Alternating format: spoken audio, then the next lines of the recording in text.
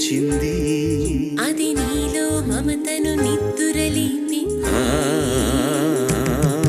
అరే ఏమైంది ఒక మనసుకు రెక్కలొచ్చి ఎక్కడికో ఎగిరింది